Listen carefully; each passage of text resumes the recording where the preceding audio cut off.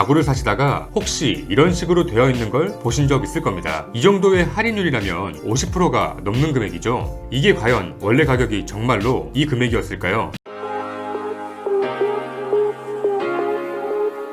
오늘 영상을 올리면 가구 업주분 몇몇에게 욕을 좀 들을 수도 있습니다. 이것을 각오하고 30년 이상 가구업을 하시는 사장님에게 직접 들은 이야기로 정보를 알려드리도록 하겠습니다. 시청자분들과 제가 가구점에 갔다고 상상을 한번 해보겠습니다. 가구점에 갔을 때 가장 하면 안 되는 행동은 무엇일까요?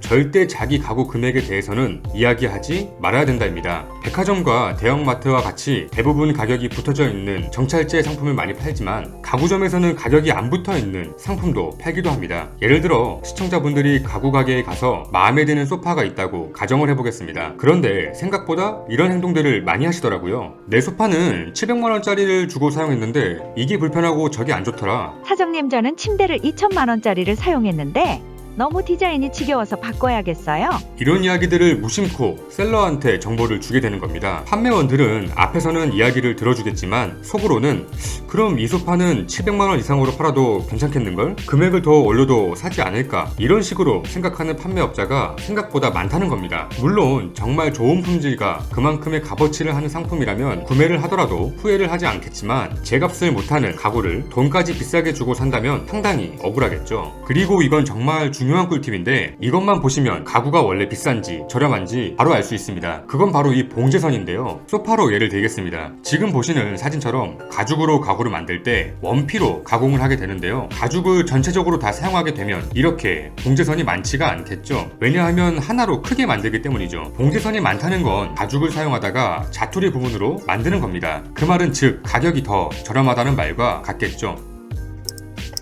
두 번째로는 가구를 사시다가 혹시 이런 식으로 되어 있는 걸 보신 적 있을 겁니다. 이 정도의 할인율이라면 50%가 넘는 금액이죠. 소비자들은 이렇게 보면 엄청나게 할인을 받는다고 생각을 하게 됩니다. 이게 과연 원래 가격이 정말로 이 금액이었을까요? 이 가격은 어떻게 측정이 된 걸까요? 사실부터 바로 말씀드리면 이 가격표를 적는 것은 바로 가구 판매자의 마음대로 정해집니다. 물론 다른 가구점에 비해 정말로 할인을 해주는 매장도 있습니다. 그런데 과연 그런 매장에서도 50% 할인, 70% 할인이 가능할까요? 아마 이렇게까지 할인을 할 수가 없을 겁니다. 그럼 시청자분들이 가구를 사러 갔을 때 어떻게 해야 할까요? 정답은 그 자리에서 조금만 더 참으시면 됩니다. 마음에 드는 가구가 몇 개가 보인다면 가구의 제품명과 금액을 사진 찍거나 메모를 해서 인터넷으로 한번 검색을 해보셔야 됩니다. 할인율이 들어간 같은 제품보다 더 저렴한 경우가 많기도 하니까요. 또한 현장에서 구매를 한다고 했을 때 꼭 한 번 더 추가 할인은 없냐고 물어보시는 게 좋습니다. 세 번째로는 가구 구입 시 계약 내용을 꼼꼼히 작성 후 보관해야 됩니다. 이 부분은 다들 잘 알고 계시지만 구체적인 부분은 잘 모르시더라고요. 저 또한 이번에 인터뷰를 진행하면서 알게 됐습니다. 가구는 다른 물품과 달리 세트로 구입하는 경우가 많아서 제품이 배달될 때 누락이 되는 경우가 상당하다고 합니다. 또한 구매 당시 브랜드와 모델명, 디자인, 색상, 규격, 배달 일자 등 구체적으로 계약서에 기재해야 합니다. 일반 고객들은 간단한 수량과 금액 확인만 하고 난 이후 사인만 하고 넘어간다고 하네요. 왜 이렇게 진행을 해야 하냐면 총 금액에 대해서만 기재를 하게 된다면 개별 제품의 하자가 발생한 경우 개별 가구에 대한 구입 가격과 관련된 다툼이 많이 발생한다고 하네요. 반드시 총 가격 외에 개별 제품의 가격과 할인율, 모델명 등 기재하시는 게 좋겠죠. 네 번째로는 가구 배송 시에 반드시 소비자분 입회하에 현장에서 하자 여부를 확인해야 합니다.